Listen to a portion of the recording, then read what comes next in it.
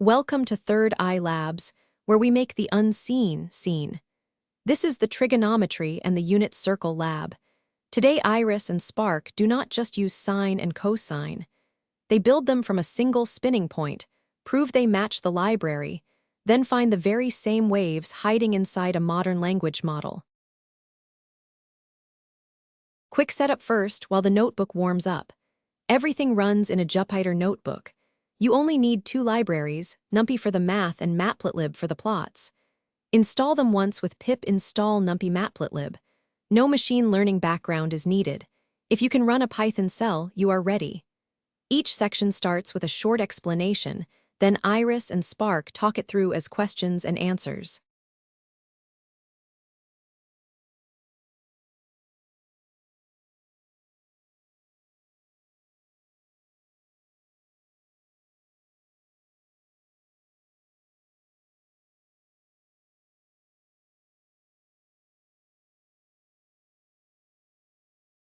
Here's the idea for this section. A unit circle is just a point of length 1, walking around the origin like a clock hand. Its angle is called t. Everything today comes from this one picture. Okay, but does the computer not already know what sine is? Why start from a circle? It only knows a recipe. The circle is where that recipe comes from, so let us draw the point first and watch it move. The unit circle. I remember this from the episode. Show me. Now the key idea. As the point moves, it casts two shadows. How far across it is the cosine. How far up it is the sine. That is the whole definition. What? So cosine is literally just how far right the point has gone. Exactly that. Cosine is the horizontal shadow, sine is the vertical shadow. Nothing more. Oh, so they are not really about triangles at all. They are just coordinates on a circle. Here is how a computer actually gets the numbers. It adds up a series of shrinking terms called a Taylor series. We will write sine and cosine from scratch, then check them against NumPy. And if our homemade version is even a little off, how would we know? We let the assert scream if it disagrees. But look, our series matches NumPy to 1 part in a million. We just rebuilt the trig table from a circle. That is kind of beautiful. Now the most famous fact in trigonometry. Square the sine, square the cosine, add them, and at every single angle you get one. Why would I square them and add? That feels random. Because the point never leaves the circle. Its distance from the center is always 1, and Pythagoras turns that into sine squared plus cosine squared equals 1. So that identity is really just the radius never changing. That is so clean.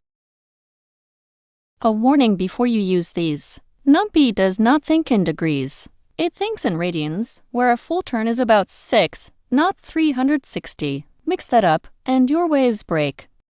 That explains it. I asked for the sine of 90 and got 0.89. Should it not be exactly 1? You gave it 90 radians, not 90 degrees. Convert first with radians and watch the wave come back. There it is, a perfect wave. Radians, never degrees. I will never forget that again. Two knobs shape any wave you will ever meet. Frequency is how fast it wiggles. Phase is where it starts. Just those two numbers. So frequency squeezes the wave tighter, and phase slides it sideways? You have got it. Turn frequency up for more cycles. Add phase and the whole wave shifts. Two numbers and every wave there is. It is like tuning a radio dial. Now the payoff.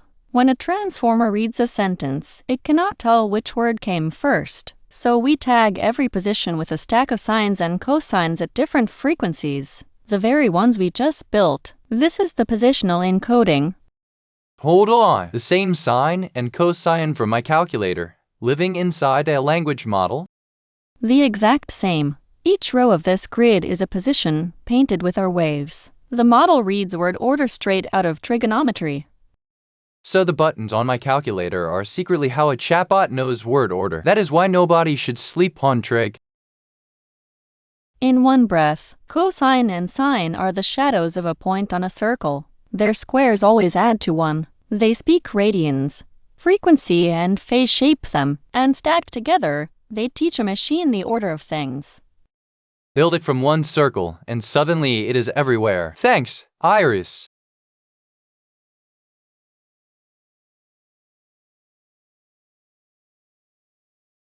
Let us recap. Cosine and sine are the two shadows of a point on a circle. We built them from a series and matched NumPy to 1 part in a million. Their squares always add to 1. They speak radians, never degrees. Frequency and phase shape them, and stacked together, they teach a transformer the order of words. That is it for this lab, from one spinning point to the trig hidden inside modern AI. If you enjoyed it, please like and subscribe to ThirdEye Labs and tell me in the comments what you want next. The full notebook is in the description.